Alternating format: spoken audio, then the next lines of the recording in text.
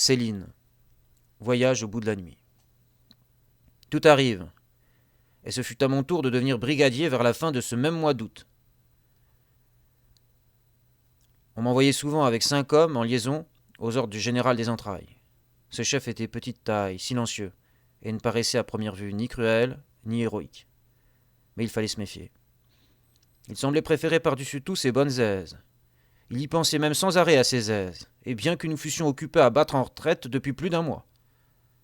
Il engueulait tout le monde quand même si son ordonnance ne lui trouvait pas, dès l'arrivée à l'étape, dans chaque nouveau cantonnement, un lit bien propre et une cuisine aménagée à la moderne. Au chef d'état-major, avec ses 4 galons, ce souci de confort donnait bien du boulot. Les exigences ménagères du général des entrailles l'agaçaient. Surtout que lui, jaune, gastritique au possible et constipé, n'était nullement porté sur la nourriture. Il lui fallait quand même manger ses œufs à la coque à la table du général et recevoir en cette occasion ses doléances. On est militaire ou on ne l'est pas. Toutefois, je n'arrivais pas à le plaindre, parce que c'était un bien grand saligaud comme officier. Quand nous avions donc traîné jusqu'au soir de chemin en colline et de luzerne en carotte, on finissait tout de même par s'arrêter pour que notre général puisse coucher quelque part. On lui cherchait et on lui trouvait un village calme, bien à l'abri, où les troupes ne campaient pas encore. Et s'il y en avait déjà dans le village des troupes, elles décampaient en vitesse, on les foutait à la porte, tout simplement, à la belle étoile, même si elles avaient déjà formé les faisceaux. Le village s'était réservé rien que pour l'état-major, ses chevaux, ses cantines, ses valises, et aussi pour ce saligaud de commandant. Il s'appelait Pinson, ce salaud-là. Le commandant Pinson. J'espère qu'à l'heure actuelle, il est bien crevé, et pas d'une mort pépère. Mais à ce moment-là, dont je parle, il était encore salement vivant, le Pinson.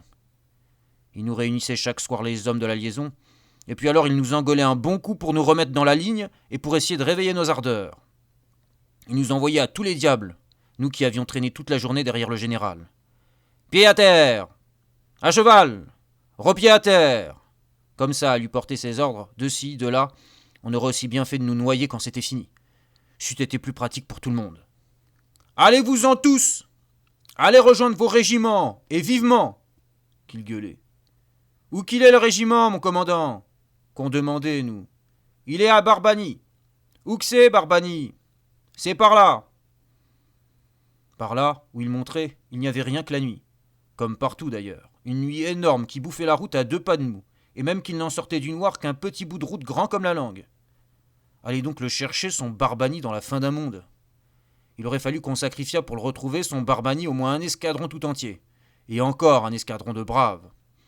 Et moi qui n'étais point brave, et qui ne voyais pas du tout pourquoi je l'aurais été, brave, j'avais évidemment encore moins envie que personne de retrouver son Barbany, dont il nous parlait d'ailleurs lui-même absolument au hasard.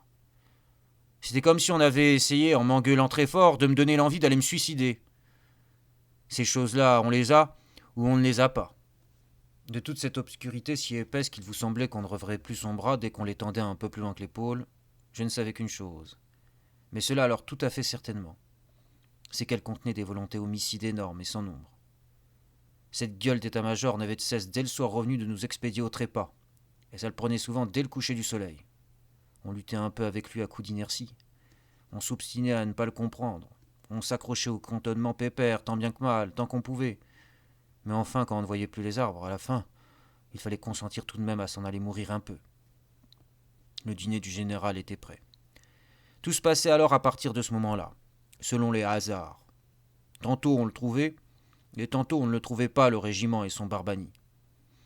C'était surtout par erreur qu'on les retrouvait parce que les sentinelles de l'escadron de garde tiraient sur nous en arrivant. On se faisait reconnaître ainsi forcément, et on achevait presque toujours la nuit en corvée de toute nature, à porter beaucoup de ballots d'avoine et de seaux d'eau en masse, à se faire engueuler jusqu'à en être étourdi en plus du sommeil. Au matin on repartait. Groupe de la liaison, tous les 5 pour le quartier général des entrailles, pour continuer la guerre. Mais la plupart du temps on ne le trouvait pas, le régiment, et on attendait seulement le jour en cerclant autour des villages sur les chemins inconnus, à la lisière des hameaux évacués et les taillis sombres. On évitait tout ça autant qu'on le pouvait à cause des patrouilles allemandes. Il fallait bien être quelque part cependant, en attendant le matin, quelque part dans la nuit. On ne pouvait pas éviter tout. Depuis ce temps-là, je sais ce que doivent éprouver les lapins en Garenne. Ça vient drôlement, la pitié. Si on avait dit au commandant Pinson qu'il n'était qu'un sale assassin lâche, on lui aurait fait un plaisir énorme, celui de nous faire fusiller, séance tenante, par le capitaine de gendarmerie, qui ne le quittait jamais d'une semelle et qui, lui, ne pensait précisément qu'à cela. C'est pas aux Allemands qu'il en voulait, le capitaine de gendarmerie. Nous dûmes donc courir les embuscades pendant des nuits et des nuits imbéciles qui se suivaient, rien qu'avec l'espérance de moins en moins raisonnable d'en revenir, et celle-là seulement, et aussi que si on en revenait, qu'on n'oublierait jamais, absolument jamais qu'on avait découvert sur la terre un homme bâti comme vous et moi, mais bien plus charognard que les crocodiles et les requins qui passent entre deux eaux la gueule ouverte autour des bateaux d'ordures et de viande pourrie qu'on va leur déverser au large, à la Havane. La grande défaite en tout, c'est d'oublier, et surtout ce qui vous a fait crever, et de crever sans comprendre jamais jusqu'à quel point les hommes sont vaches. Quand on sera au bord du trou, faudra pas faire les malins nous autres, mais faudra pas oublier non plus, faudra raconter tout, sans changer un mot, de ce qu'on a vu de plus vicieux chez les hommes, et puis poser ça chic, et puis descendre. Ça suffit comme boulot pour une vie tout entière. J'aurais bien donné aux requins à bouffer, moi, le commandant Pinson, et puis son gendarme avec, pour leur apprendre à vivre. Et puis mon cheval aussi en même temps pour qu'il ne souffre plus. Parce qu'il n'en avait plus de dos, ce grand malheureux. Tellement qu'il avait mal. Rien que 2 plaques de chair qui lui restaient à la place, sous la selle, larges comme mes 2 mains et suintantes, à vif, avec des grandes traînées de pus qui lui coulaient par les bords de la couverture jusqu'au jarret. Il fallait cependant trotter là-dessus. 1, 2, il s'en tortillait de trotter. Mais les chevaux, c'est encore bien plus patient que des hommes. Il ondulait en trottant. On ne pouvait plus le laisser qu'au grand air. Dans les granges, à cause de l'odeur qui lui sortait des blessures, ça sentait si fort qu'on en restait suffoqué. En montant dessus son dos, ça lui faisait si mal qu'il se courbait, comme gentiment, et le ventre lui en arrivait alors aux genoux. Ainsi, on aurait dit qu'on grimpait sur un âne. C'était plus commode ainsi, faut l'avouer. On était bien fatigués nous-mêmes, avec tout ce qu'on supportait en acier sur la tête et sur les épaules. Le général des entrailles, dans la maison réservée, attendait son dîner. Sa table était mise. La lampe à sa place. « Foutez-moi tous le camp, nom de Dieu !» nous sommait une fois de plus le Pinson, en nous balançant sa lanterne à hauteur du nez. « On va se mettre à table. Je ne vous le répéterai plus. Vont-ils s'en aller, ces charognes ?» qu'il hurlait même. Il en reprenait de rage à nous envoyer crever ainsi, ce diaphane, quelques couleurs aux joues. Quand au bout de 8 jours, leur peau terminée, on va reprendre les tranchées. Notre place est si utile que sans nous on prend la pile. Mais c'est bien fini, on en a assez, personne ne veut plus marcher. Et le cœur bien gros, comme dans un sanglot, on dit adieu au ciblot. Même sans tambour, même sans trompette, on s'en va là-haut en baissant la tête. Adieu la vie, adieu l'amour, adieu toutes les femmes. C'est bien fini, c'est pour toujours de cette guerre infâme. C'est à Craonne, sur le plateau, qu'on doit laisser sa peau. Car nous sommes tous condamnés, nous sommes les sacrifiés.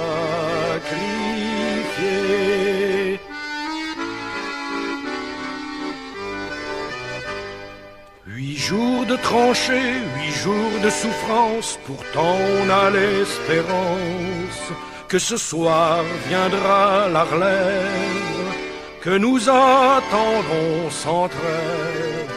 Soudain dans la nuit et dans le silence, on voit quelqu'un qui s'avance. C'est un officier de chasseurs à pied qui vient pour nous remplacer. Doucement dans l'ombre, sous la pluie qui tombe, les petits chasseurs vont chercher leur tombe. Adieu la vie, adieu l'amour, adieu toutes les femmes. C'est bien fini, c'est pour toujours de cette guerre infâme. c'est à Craonne, sur le plateau, qu'on doit laisser sa peau. Car nous sommes tous condamnés, nous sommes les sacrifiés.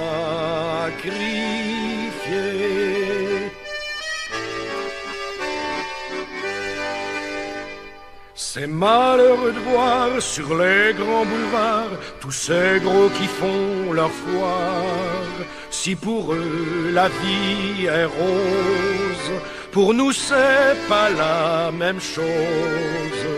Au lieu de se cacher, tous ces embusqués feraient mieux de monter aux tranchées pour défendre leurs biens, car nous n'avons rien, nous autres les pauvres puritains. Tous les camarades sont enterrés là pour défendre les biens de ces messieurs-là. Ceux qu'ont le pognon, ceux-là reviendront, car c'est pour eux qu'on crève. Mais c'est fini, car les troufions vont tous se mettre en grève. Ce sera votre tour, messieurs les gros, montez sur le plateau. Car si vous voulez faire la guerre, payez-la de votre peau.